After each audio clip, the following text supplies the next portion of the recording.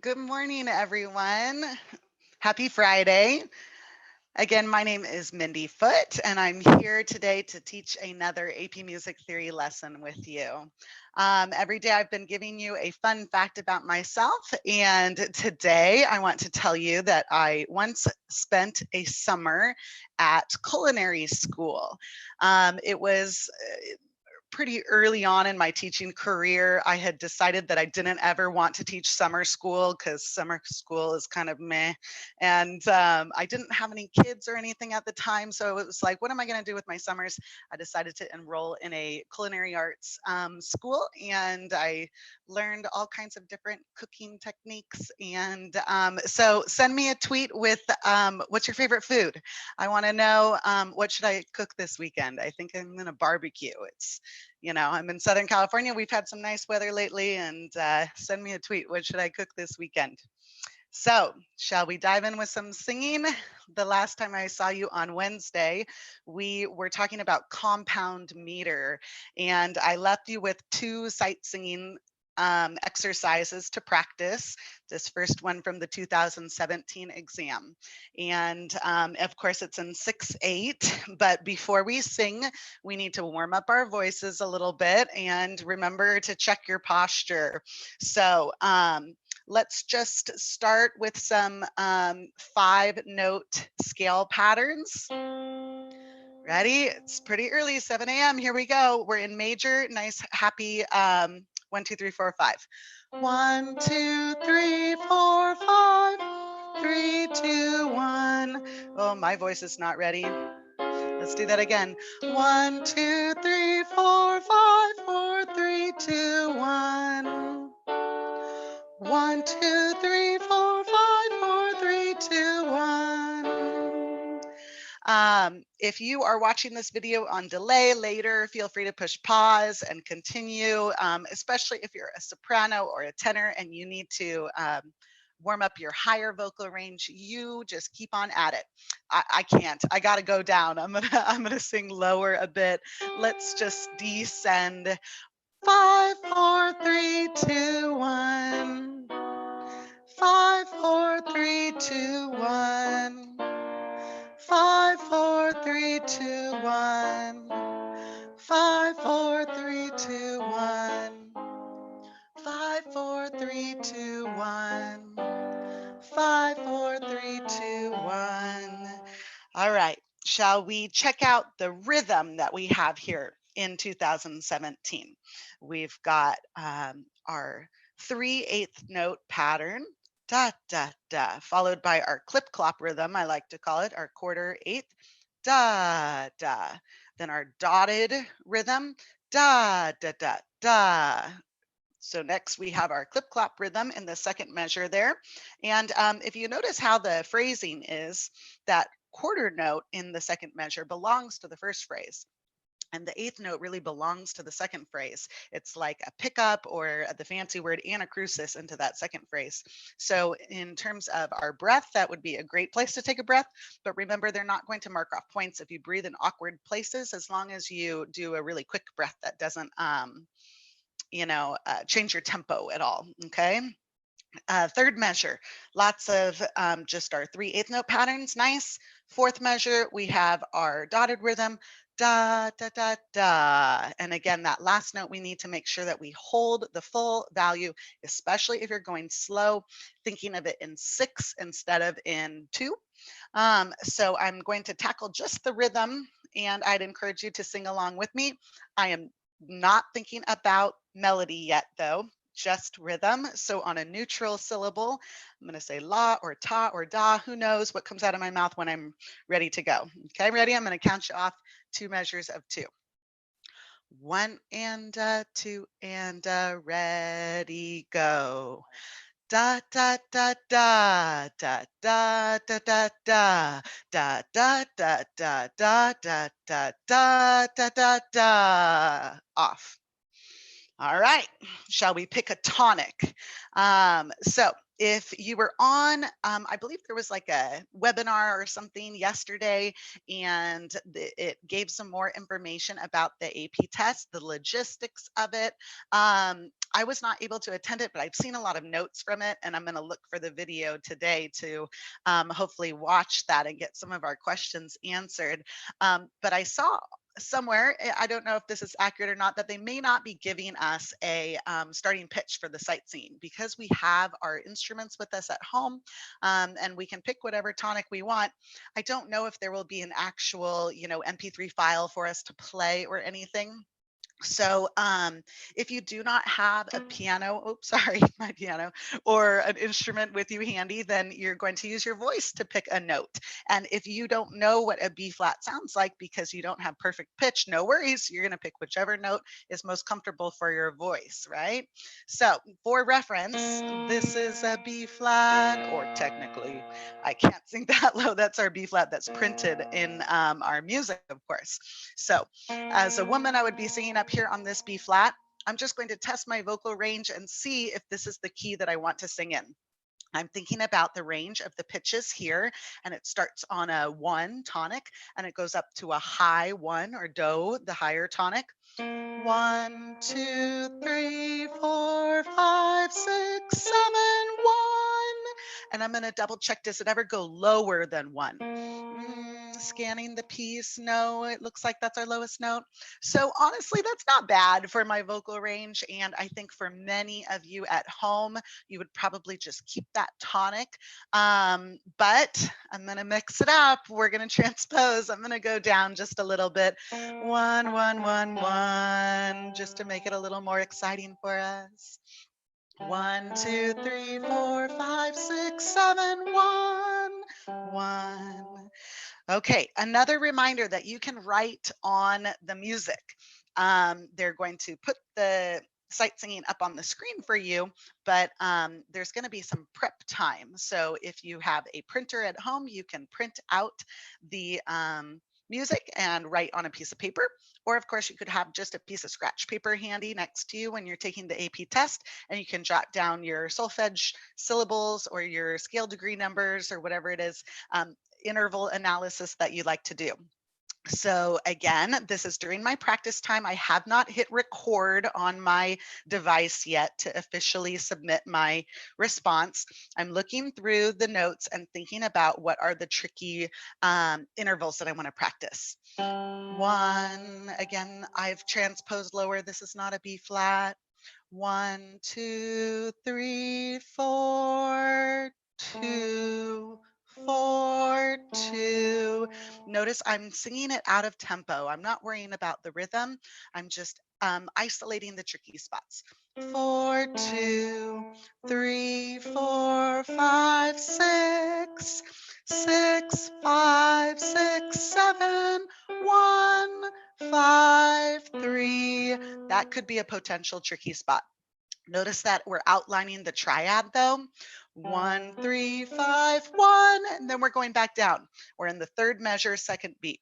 1, 5, 3, 4, 3, 2, 1. I also should mention to you, this is a question 1, clearly from the 2017 test, which means it's a little bit easier in terms of it's all diatonic. There's a couple leaps, but it's mostly conjunct, right? I think we're ready to go. Ready? I'm going to count you off in 6 this time, just so we can give our brain a little bit more time to think. So 1, 2, 3, 4, 5, 6.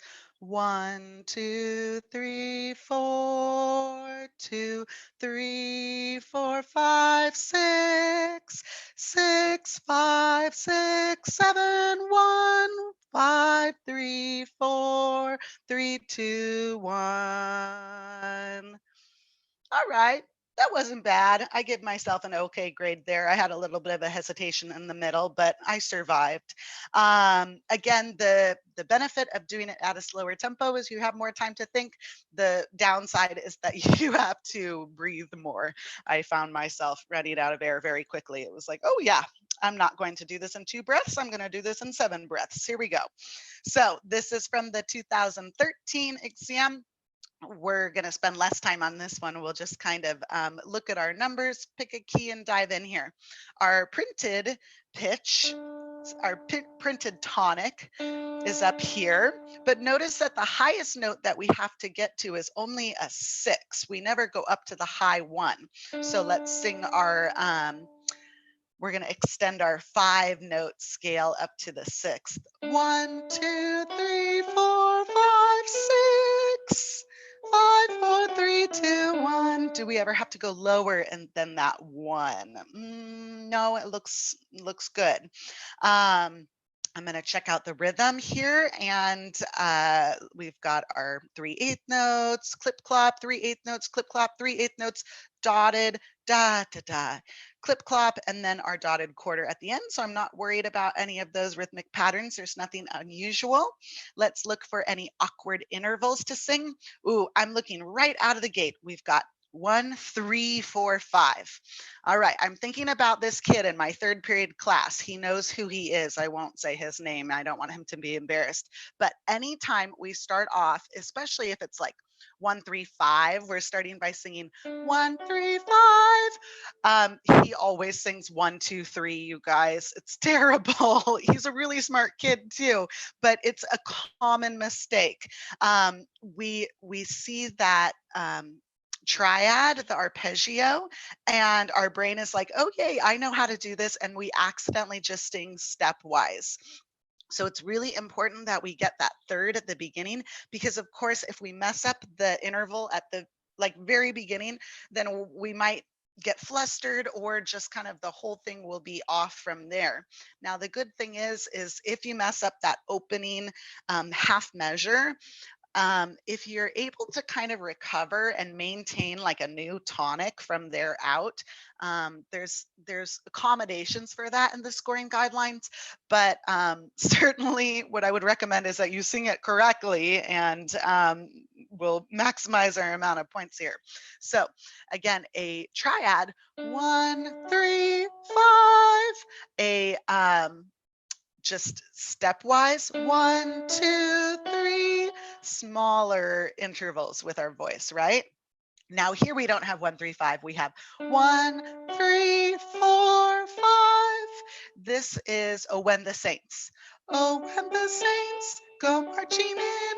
I hate singing in this key, but 1, 3, 4, 5 is the same motif, we could say, the opening melodic pattern of Oh When the Saints Go Marching In. So we've got 1, 3, 4, 5, 3, 4, 5, 6, 5, 3, 4, 6, 4. 3rd measure. Take a look at that again. I could see that as a possible place where we would struggle. 4, 6, 4, 4, 6, 4. 3, 2, 1, 2, 5, 1. Now, some of you might be looking at the last measure thinking, ooh, that's kind of tricky. There's a leap in there. But I look at the last measure and I'm like, nope, that's just a nice normal phrase ending where we have that dominant to tonic. Watch Dr. Eater's video on that first day when we did sight singing with you guys. He has a list of all of the most common phrase beginnings and phrase endings for you to practice singing. And I am sure this one is on that list. 2, 5, 1. 2, 5, 1. So remember, during your practice time, you can sing along with the piano like I'm demonstrating to you right now. But then when it comes to the actual performance time, you may not play the piano and sing at the same time. Now I just need to sing with my voice, no instrument accompaniment, okay? I told myself I was going to sing this one in the key of printed to, make everybody happy. It's all about compromise, right? So right now, all of my sopranos are happy out there and I am sad, but I'm going to suffer through it anyway. Ready? 1, 2, 3, 4, 5, 6. 1, 3, 4, 5, 3, 4, 5, 6, 5, 3, 4, 6, 4, 3, 2, 1, 2, 5, 1. Again, making sure that you hold that last note the full value. You don't want to cut that off too early. So even if it means you have to sneak a breath in early, that's fine. All right, great job. We are done with singing today. I have good news. Well, some of you like singing, so maybe this is bad news. We're going to start in on some part writing now. So today what I'd like to review with you are cadential 6/4s and all of the other kinds of 6/4s actually. If your teacher followed the CED this year, this is from Unit 5. So hopefully this was a topic that you did get to before your schools closed. This page, I'm not going to read all of this to you. It's really more for your teachers to look at. But what I want to point out to you is the skill here. We are going to be focused on our part writing, which is relevant to the 2020 test this year. We have to be able to apply our knowledge of common practice tonality to spell chords and follow procedures with 18th century voice leading. And there will be 2 voice leading questions, part writing questions specifically on the 2020 test this year.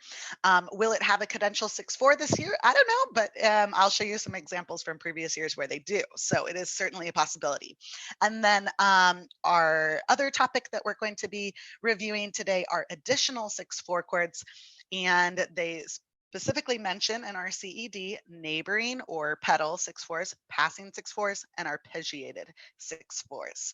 There's some additional information here. You can push pause if you want to read this further, but we are going to dive into our lesson.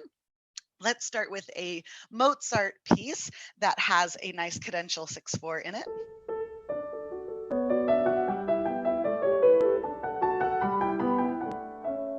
All right, so let's break this down a little bit. Get my pen out. Oop, I think I'm on red. I like using black. So we are in the key of D major. I'm not going to do a full harmonic analysis here, but I want to just point out that we're starting off with a 1 chord, right? D, F sharp, A.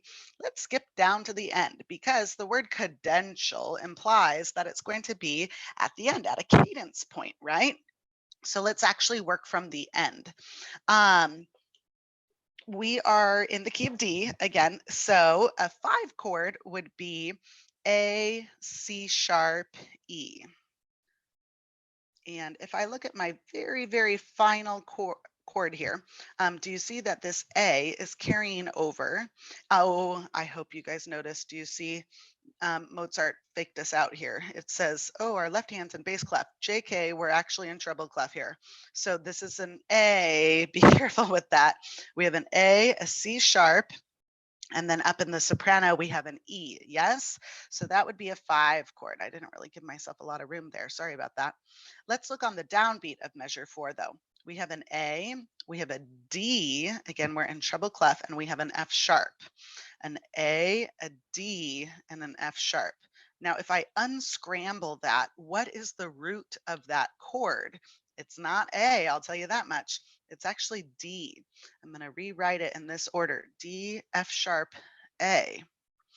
If we think about it as D, F sharp, A, what would that Roman numeral be in the key of D? That's a 1 chord.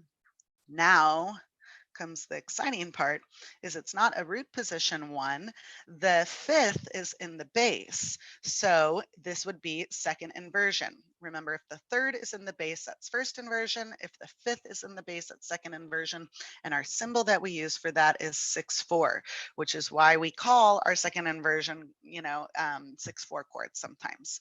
So this is a 1/6/4 followed by a 5. Now, if we listen to the piece, what's interesting here is it's not going to sound like tonic to dominant at the end. What it's going to sound like is just a nice half cadence. It's going to sound like this whole measure is a big 5 chord. And we almost have these like dissonances on, and then immediately resolve into the consonants of the 5 chord. Well, let's listen to it. I don't have to play it for you. Let's listen to this one more time. I have to turn off my pen.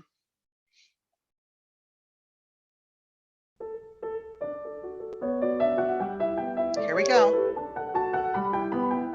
And the performer here, what I really like is they kind of lean into the dissonance and then they back off onto the resolution. That's very good understanding of style there.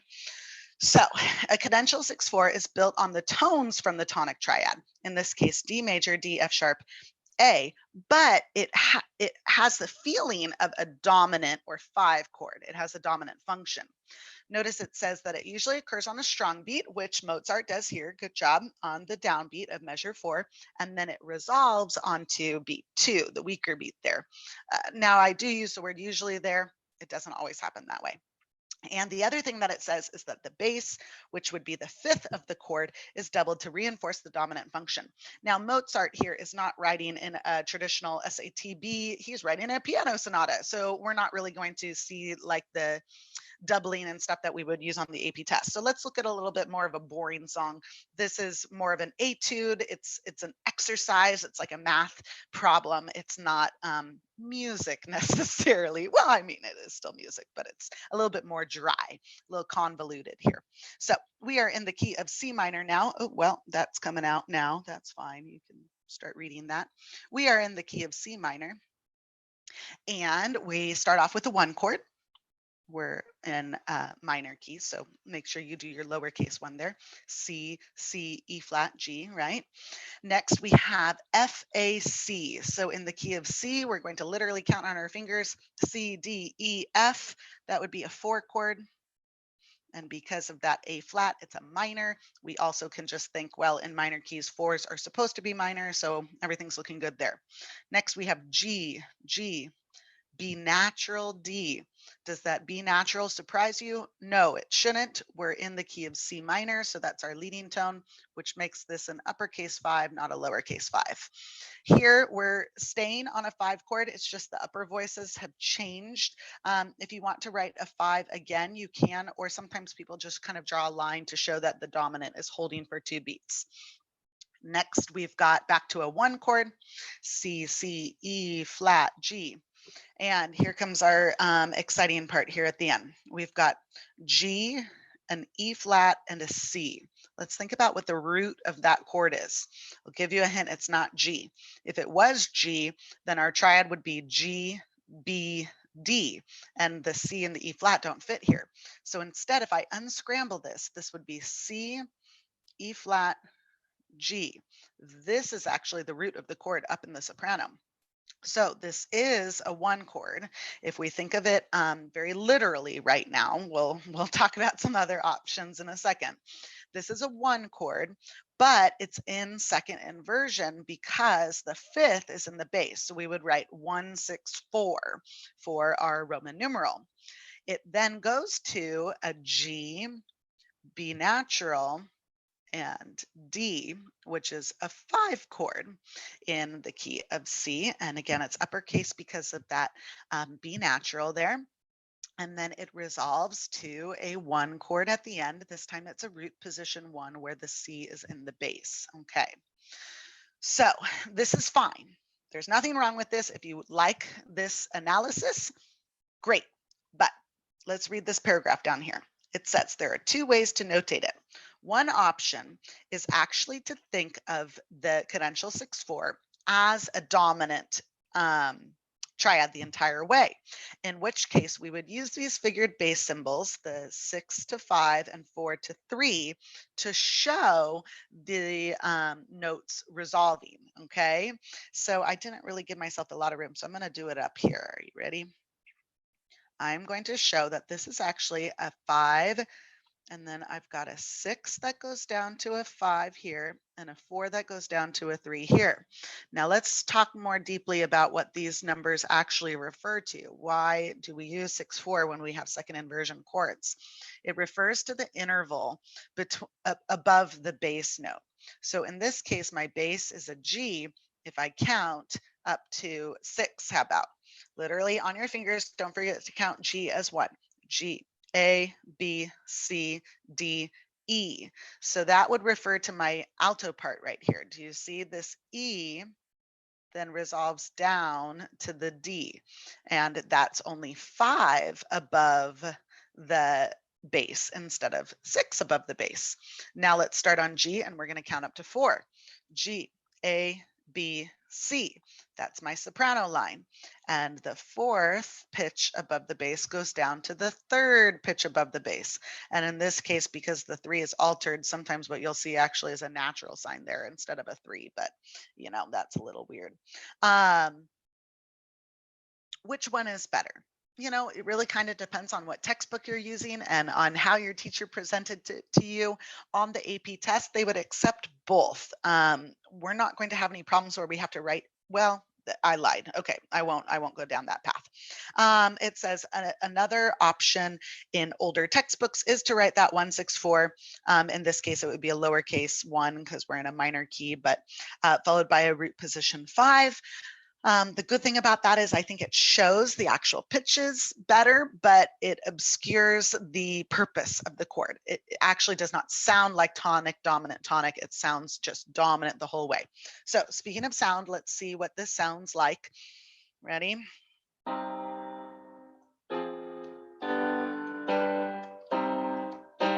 Here we go. Did you notice the bass is doubled? I didn't talk about that before, but that was one of our rules. When we write our 164 chord, look at the third measure there. The tenor and the bass both are on G's. Does it have to be the tenor and the bass? No. It could have been the bass and the alto. Bass and soprano, but that would be more unusual. It's usually an inner voice, but it could have been the bass and the alto.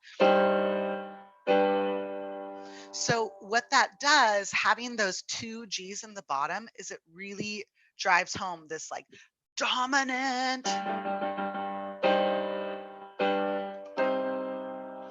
And of course, this is a lovely, perfect, authentic cadence at the end there. Okay, so let's see how this would look on an actual AP test here. This is way back from 2006. And that doesn't mean that it's been that many years since they've used this. I was just looking for one specifically from question 6.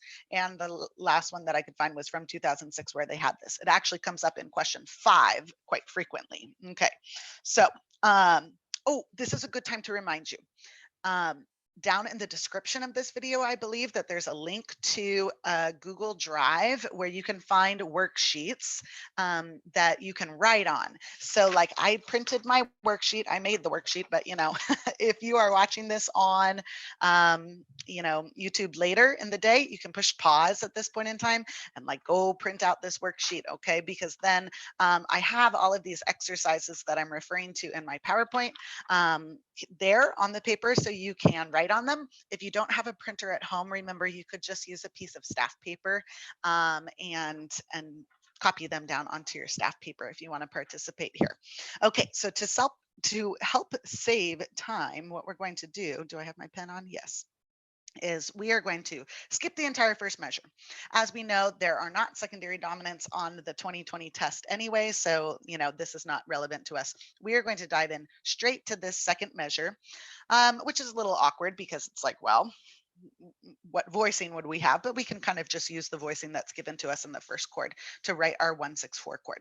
So you can see that the AP test is being nice and giving us both notations so that regardless of how your teacher has taught this to you, you're able to complete this exercise. I like the 164 because it helps you to actually get the note names right here. In the key of A flat, our 1 chord would be A flat, C, E flat. And the 6/4 indicates that the bass note is going to be the E, not the A. So let's see. I'm going to have my bass up here on this E right here. And we know a rule that says we need to have 2 E's. So I'm going to go ahead and put it in the tenor, although like I said, it does not have to be doubled in the bass and the tenor, but that's just what we did last time. So keep it simple here.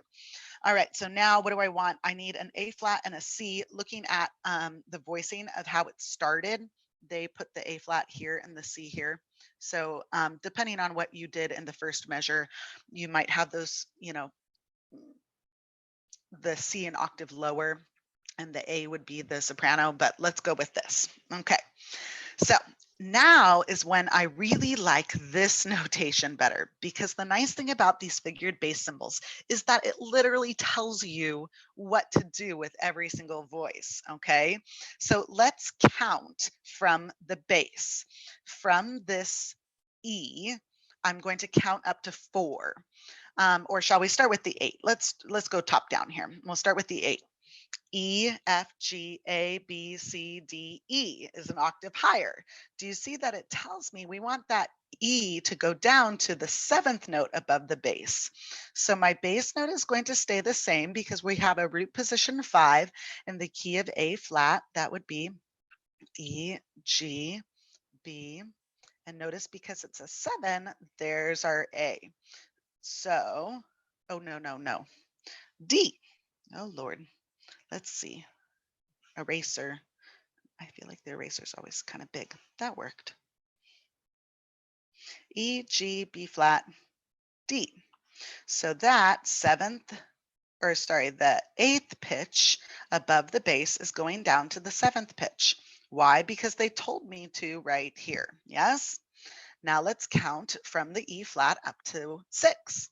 E, F, G, A, B, C. In my particular problem, the C is in the soprano. So that C, they tell me down here, needs to go down to a B flat, which is one of my notes in here. So good job, we got that. And then finally 4. If I start on the E, E flat, F, G, A, it needs to go down to 3, which would be our G. So voila, we have a fully spelled 5/7 chord without doing very much work. And it's clearly nice voice leading, all conjunct, and we have parallel motion in our upper voices, but they're all, thirds and sixths, so it's fine. And then, of course, we would resolve it to the 1 chord. I think I will go ahead and do this. Let's see, A flat, C, E flat. We would maybe have the bass go down. I'm drawing half notes because we're in 4/4. We don't want to have only 3 beats in the measure. And let's see, we need to have our 7th, which would be the D, go down. Always resolve that 7th first. Okay. Where's my leading tone? It's in an inner voice. It's in my alto. So technically you don't have to resolve it up, but I always encourage my students to. So I would have the G go up to an A. Now the funky thing on this one then is that the note that I have left is an E flat, and I'm looking at my soprano. I don't particularly want my B flat to jump up to an E flat. That would be awkward to sing.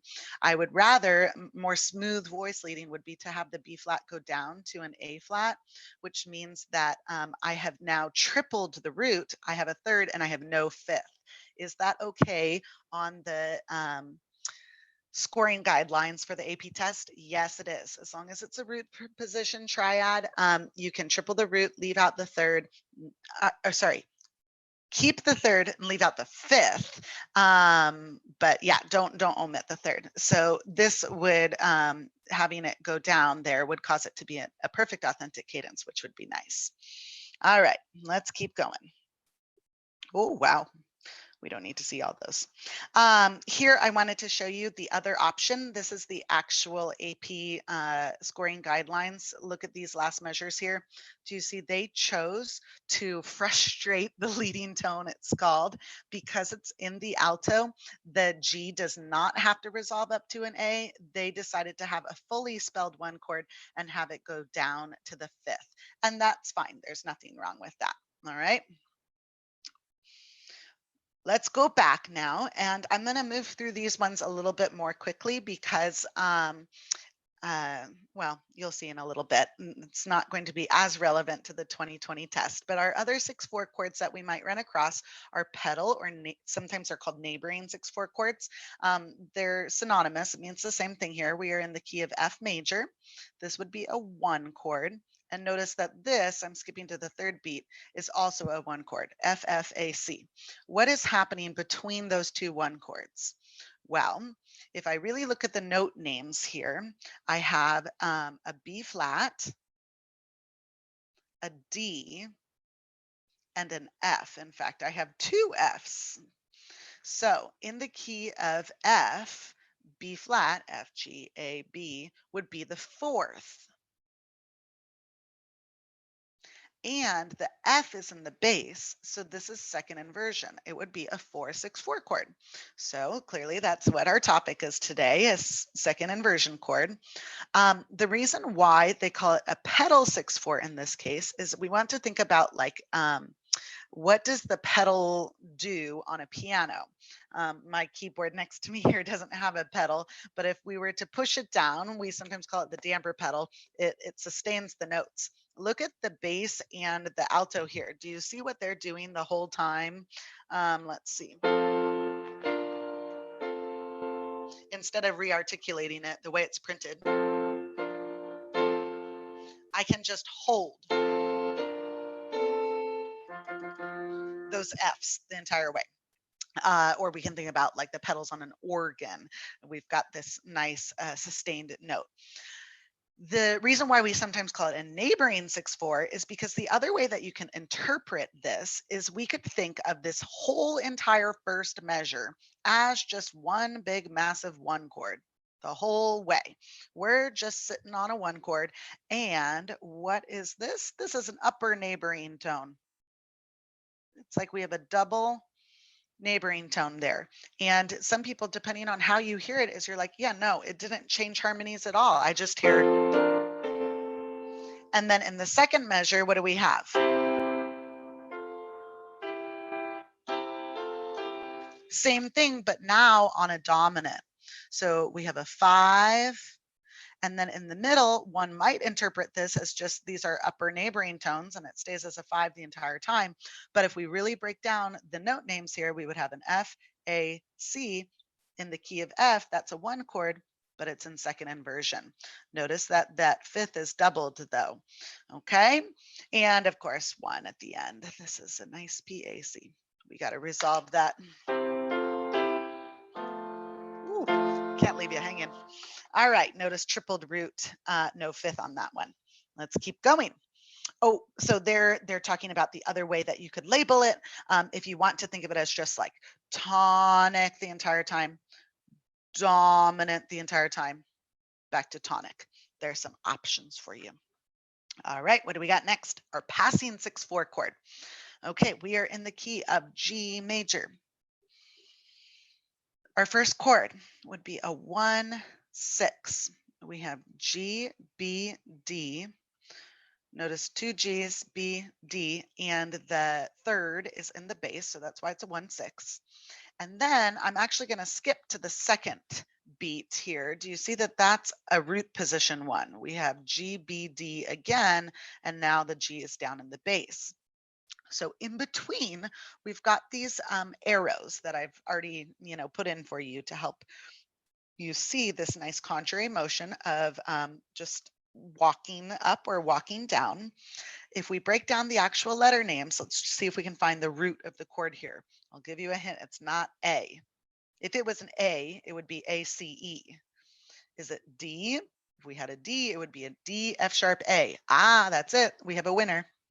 D, F sharp, A.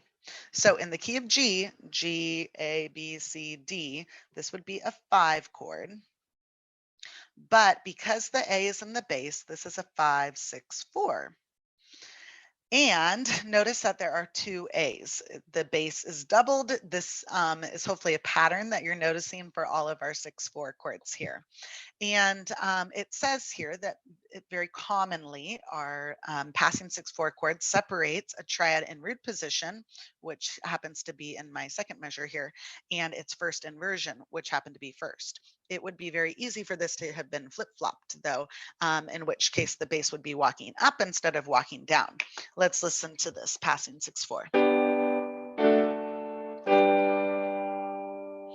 And the pattern would continue. If you would like to continue analyzing the rest of this piece, you'll see that we would have another passing 6-4, but this time it's separating a 4-6 from the 4 in root position, 5, 1. I'm moving fast because, this is hopefully just a review for you. And finally, our last kind of 6/4 chord that we might encounter is called an arpeggiated 6/4. I have this one on a recording for you to listen to. Maybe. Gotta turn off my pen. Here we go.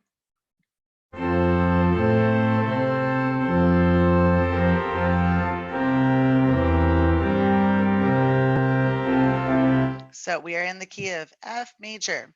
We start off with the 1 chord, F, A, C. Then we have a 1/6 chord. Now it's a little bit weird because the F disappears, but that's the implied harmony here. And especially when we look at this final chord here, this would be a 1/6/4. What we're doing is we're just outlining the arpeggio, right? The root word here, the arpeggio of our 1 chord in the bass, F, A, C. So honestly, if I were doing an actual analysis of this song, I doubt I would write 1, 1, 6, 1, 6, 4. I would just write 1 for the whole measure. In fact, it keeps going. And then let's look at measure 9 there. What do we have? This is a 5 chord in the key of F. We would have C, E, G. Oh, we have the 7th up in the soprano. Do you see the 5/7 there? C, E, G, B flat. You might be thinking to yourself, Mrs. Foot, there is no E in the downbeat of that measure. Yeah, I know. It's implied. If we're doing the part writing ourselves, we are not allowed to leave out the 3rd. But whoever wrote this song, they left out the 3rd there. But I think they make up for it because look at the bass line. C, E, G. They're outlining that dominant triad. So technically this would be a root position 5 followed by a first inversion 5. Because it has the 7th, I'm going to use my notation with 7ths, and then second inversion, I'm using the notation with 7ths. But again, realistically, I would probably just analyze this as one big giant 5 chord like the entire time. So when I listen to this, I hear just 1 tonic, 1,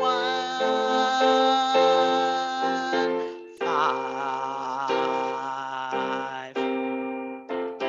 And if we were playing this on a guitar, we would just be strumming away, 1, 5, right? Okay, so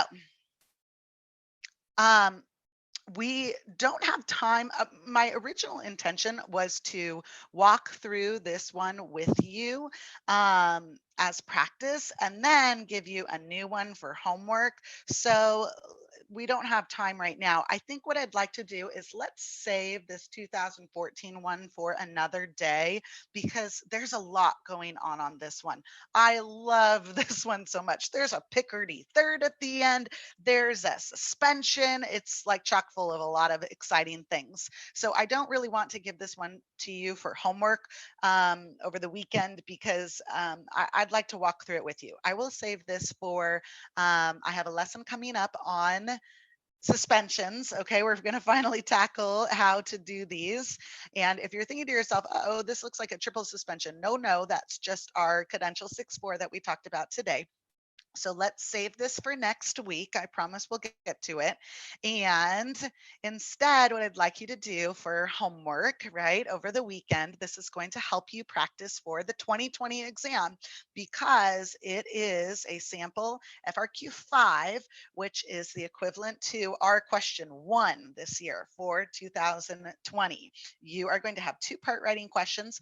One of them will be just like that, just like this, what we have here, where you are given the bass line and the figured bass symbols, and your job is to write in the Roman numerals down here, and then to realize the figured bass means to write in the soprano, alto, and tenor voices, okay?